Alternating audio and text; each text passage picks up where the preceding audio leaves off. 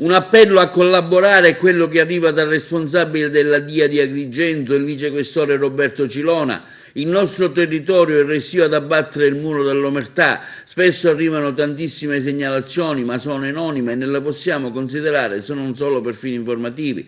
In questo momento le cosche che prima erano in lotte tra loro si erano scisse.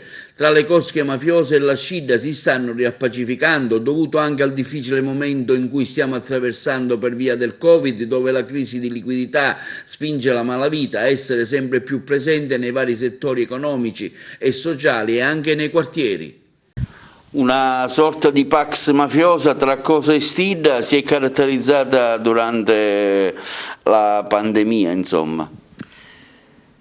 Ma la pax mafiosa tra le principali associazioni criminali di stampo mafioso sul territorio agrigentino, cioè a dire Cosa Nostra e Stidda, è un dato che noi ormai rileviamo e consolidiamo anche con le recenti e calde informazioni delle ultime operazioni che si sono verificate nel contrasto alla mafia sul territorio agrigentino. C'è anche da dire che le volte in cui si sono verificate le guerre di mafia sul territorio sono state guerre assai cruente e dedicate segnatamente alla spartizione del territorio per monopolizzarlo dal punto di vista economico.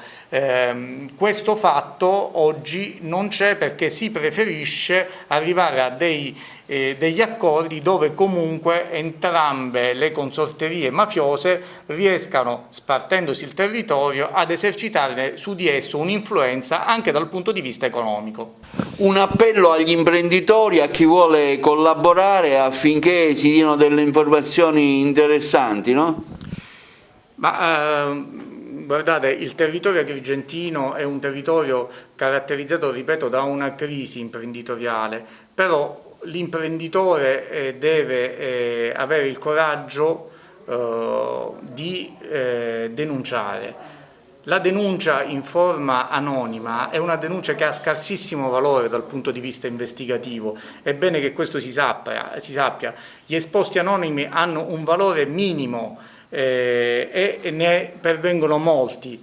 L'imprenditore non deve temere di presentarsi presso gli uffici di polizia, anche presso la direzione investigativa antimafia, con il coraggio di indicare in maniera magari inizialmente riservata quelli che sono gli elementi significativi del potere mafioso che sta subendo.